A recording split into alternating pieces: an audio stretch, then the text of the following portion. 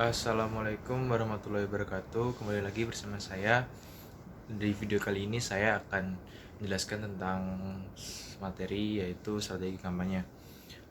Yang lanjut ke pertanyaan pertama itu adalah apakah tujuan dari kampanye?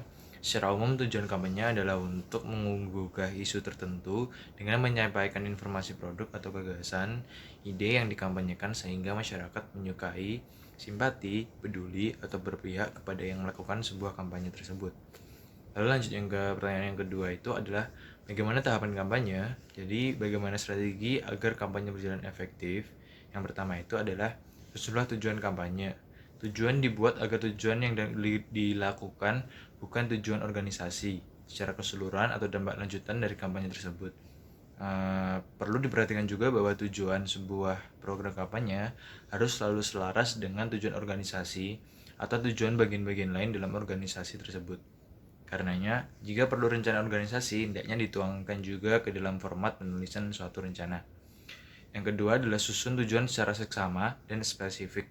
Tujuan jangan dibuat menggantung dan sangat terbuka, tetapi di dalamnya harus terjawab secara jelas dan spesifik tentang apa yang dikehendaki kepada siapa, kapan, dan bagaimana. Yang ketiga adalah susun tujuan yang memungkinkan untuk dicapai. Jangan menyusun tujuan terlalu muluk, hanya mengawang-awang, dan akhirnya tak bisa tercapai. Pastikan bahwa tujuan yang disusun memungkinkan untuk dievaluasi tingkat pencapaiannya. Yang keempat adalah kuantifikasi semaksimal mungkin.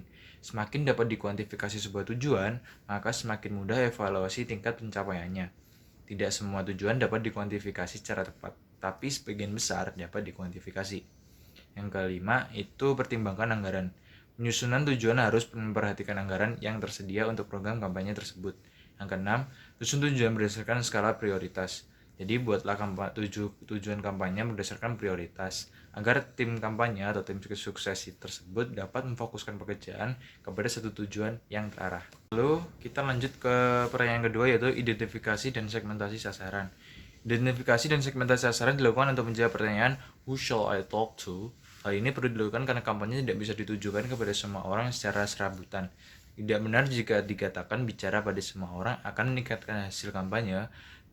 Dengan melakukan identifikasi dan segmentasi pasar sasaran, maka proses perencanaan selanjutnya akan lebih mudah, hingga akhirnya akan melancarkan pelaksanaan kampanye. Sebagai contoh, dengan menetapkan sasaran kampanye adalah orang-orang desa, maka proses perencanaan pesan juga akan mudah karena secara terfokus kita akan membuat pesan yang sesuai dengan karakteristik orang desa. Identifikasi dan segmentasi sasaran dapat dilihat sebagai sasaran tembak. Untuk mempermudah proses identifikasi dan segmentasi sasaran, perlu dilakukan pelapisan sasaran, yaitu sasaran utama, sasaran lapis 1, sasaran lapis 2, dan seterusnya sesuai tujuan dari kampanye. Sasaran utama adalah sasaran yang akan dibidik, sasaran paling potensial yang dalam istilah lain disebut sebagai ultimate targets. Dan semakin berkurang pada lapisan berikutnya, sasaran pada lapis berikutnya ini dapat juga disebut sebagai intermediate targets. Identifikasi dan segmentasi pas sasaran dilakukan dengan melihat karakteristik publik secara keseluruhan. Kemudian dipilih yang mana yang akan menjadi sasaran program kampanye sesuai dengan James Grunik membagi publik ke dalam 3 jenis, yaitu yang pertama latent publik, yaitu sebuah kelompok yang menghadapi permasalahan yang berkaitan dengan isu kampanye namun tidak menyadarinya. Yang kedua adalah aware public, yaitu kelompok yang menyadari bahwa permasalahan tersebut ada. Yang ketiga adalah active public, yaitu kelompok yang mau bertindak sehubungan dengan permasalahan tersebut. Pemilihan publik mana yang akan menjadi sasaran tergantung pada tujuan kampanye yang dilaksanakan. Arens mengatakan bahwa identifikasi dan segmentasi sasaran kampanye dilaksanakan dengan melakukan pemilahan atau segmentasi terhadap kondisi geografis atau geographic segmentation dan kondisi psikografis atau psychographic segmentation. Geographic segmentation berkaitan dengan ukuran atau luas daerah, lokasi spesifik, jenis media, serta budaya komunikasi di daerah tempat tinggal sasaran, yaitu bisa dikaitkan dengan geographic segmentation. Demographic segmentation dilakukan dengan melihat karakteristik jenis kelamin, usia, suku, pendidikan, pekerjaan, dan pendapatan sasaran. Behavioristic segmentation dilakukan dengan melihat status, gaya hidup, dan jenis perilaku lainnya.